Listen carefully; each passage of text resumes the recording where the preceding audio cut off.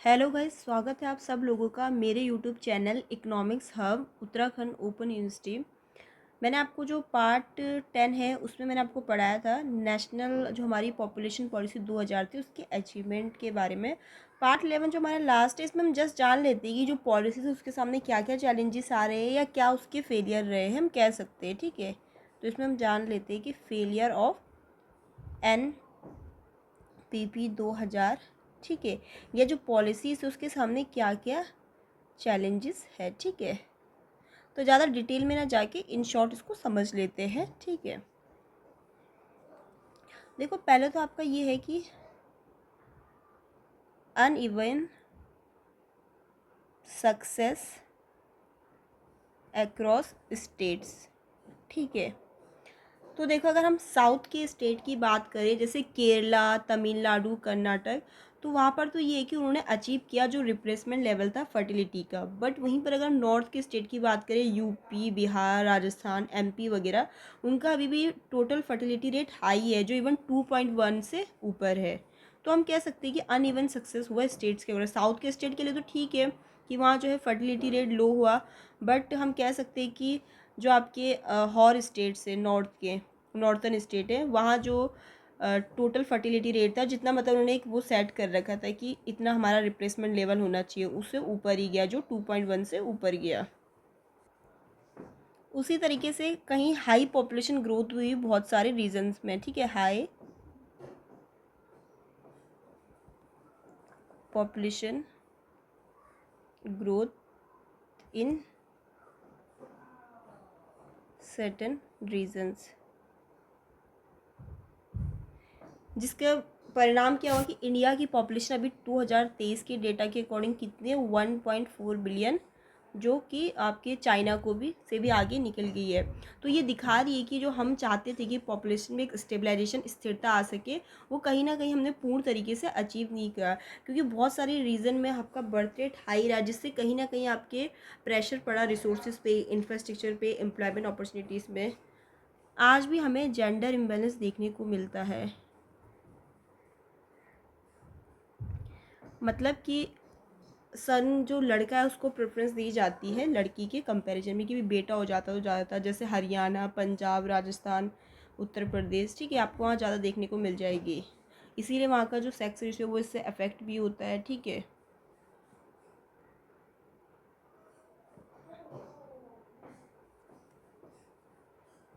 अभी भी बहुत सारे जैसे रूरल एरियाज है या गांव है, विलेजेस है, वहाँ अर्ली मैरिजेस हो जाती है,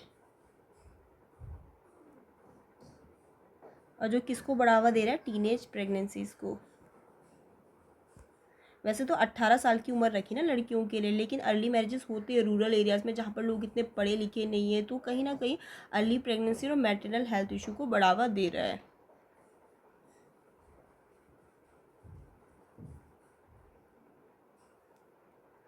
रूरल एरिया में जहाँ लोग ज़्यादा पढ़े लिखे नहीं है, तो वहाँ वो फैमिली प्लानिंग के बारे में इतना अवेयर नहीं है, उनको नहीं पता भी फैमिली प्लानिंग क्या है, क्या कॉन्ट्रासेप्टिव मेथड यूज़ कर सकते हैं। ठीक है, इवन मतलब पुराने अगर मतलब वो कुछ लोग का तो ये भी बिलीव है कि मतलब वो मतलब फैमिली प्लानिंग मेथड को यूज़ नहीं करते हैं, वो अपने पुराने जो जो उनके पुराने बिलीव्स है, रिलीजियस बिलीफ है या मिथ है, वो उसको मानते हैं, तो उनको रोकता है ये फैमिली प्लानिंग और कॉन्ट्रासेप्टिव मेथड को यूज़ करने से। इन एडुकेट फैमिली प्लानिंग अवेयरनेस, ठीक है, रूरल एरियाज़ में हम बोल सकते हैं, या जो लोग पढ़े लिखे नहीं है, ठीक है, उनके लिए इन एडुकेट फैमिली प्लानिंग अवेयरनेस।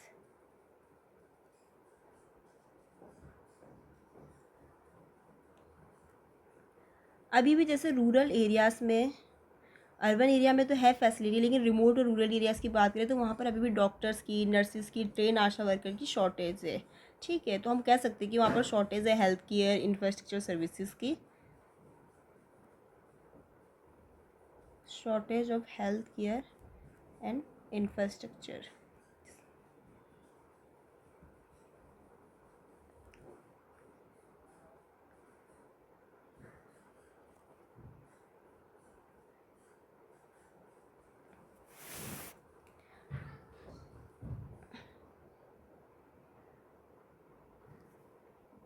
जो एल्डरली पीपल है उनकी पॉपुलेशन राइज हो रही है, rising population of elderly people. देखो जैसे जैसे आपका फर्टिलिटी रेट डिक्लाइन हो रहा है तो जो एजिंग पॉपुलेशन है वो भी तो ग्रो हो रही है, जिससे कहीं ना कहीं हेल्थ केयर के लिए चैलेंजेस क्रिएट कर रहे हैं, पेंशन के लिए, एल्डर केयर के लिए। ठीक है, नेशनल जो पॉपुलेशन पॉलिसी आई थी 2000 की, उसने इस चीज़ को एड्रेस नहीं किया कि इसका फ्यूचर पे क्या इम्पैक्ट पड़ेगा लॉन्ग रन में, कि अगर हमारी जो एजिंग सोसाइटी जो हो रही है इकोनॉमी की, जो मेल है उनका पार्टिसिपेशन जो है कम है family, male participation is limited in family planning. ठीक है,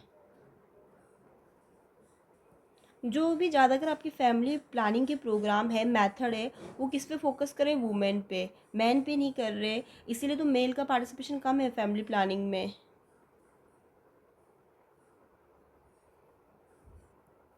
गवर्नमेंट जैसे इंसेंटिव्स के आपके प्रोग्राम लाई थी कि मतलब ताकि स्मॉल फैमिलीज़ को जैसे इंसेंटिव्स दिया जाएगा, लेकिन इस प्रोग्राम को इतने अच्छे से मतलब इन जो इंसेंटिव्स थे इनको इतने अच्छे से इम्प्लीमेंटेड नहीं किया गया बहुत सारे स्टेट्स में। तो फिर मतलब लोगों ने क्यों अट्रैक्ट होना उसकी तरफ। ठीक है, पहले ये था ना कि मतलब इंसेंटिव्स देने का गवर्नमेंट का ये था कि जो स्मॉल फैमिलीज होगी उनको इंसेंटिव्स दिया जाएगा। Low implementation of incentive based scheme.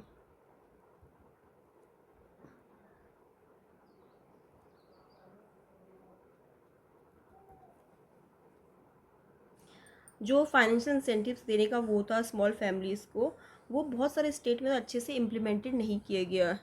बहुत सारे गांव में तो लोग मतलब अनअवेयर है कि गवर्नमेंट ने क्या क्या प्रोग्राम बनाया है मैटरनल हेल्थ के लिए, चाइल्ड हेल्थ के लिए, तो लोग उसके बारे में अवेयर ही नहीं। अगर लोग अवेयर ही नहीं है तो जो आपकी नेशनल पॉपुलेशन पॉलिसी है वो मतलब जिस उद्देश्य को अचीव करना चाहती थी वो कैसे कर पाएगी अगर लोग अवेयर ही नहीं है उन चीज़ों के बारे में। तो हम कंक्लूज़न में हम ये कह सकते हैं कि जो हमारी नेशनल पॉपुलेशन पॉलिसी 2000 की आई थी उसने कहीं ना कहीं फर्टिलिटी रेट को कम किया, हेल्थ केयर को भी इम्प्रूव किया, बेटर अवेयर हुए लोग उसके बारे में। पहले तो बहुत सारे लोग अवेयर नहीं थे, इवन जो पहले मतलब अब तो 90% से ज़्यादा जो मतलब अगर 90% से भी ज़्यादा डिलीवरी हॉस्पिटल में हो रही है, तो कहीं ना कहीं इसने मोर्टेलिटी रेट को, maternal mortality rate, infant mortality rate को कम तो किया है। लेकिन क्या हुआ कि यूनिफॉर्म सक्सेस नहीं मिला से सारे स्टेट के में। ठीक है, कुछ कुछ स्टेट में मिला, कुछ कुछ स्टेट में नहीं मिला। अगर हम स्टेबलाइज करना चाहते हैं, इंडिया की पॉपुलेशन में स्थिरता लाना चाहते हैं, तो इसके लिए स्ट्रॉन्गर एफर्ट्स लेने की ज़रूरत है। शिक्षा के रूप में, हेल्थ केयर हर लोगों की पहुंच में हो, मेल पार्टिसिपेशन चाहिए, इकोनॉमिक अपॉर्चुनिटी, हर एक अपॉर्चुनिटी हर एक सेक्शन को मिले सोसाइटी के, तभी जो आपकी नेशनल पॉपुलेशन पॉलिसी है वो जो उसके उद्देश्य हो उनको अचीव कर सकती है लॉन्ग रन में भी। थैंक यू वीडियो देखने के लिए। वीडियो पसंद आई तो चैनल को लाइक करो, शेयर करो, सब्सक्राइब करो।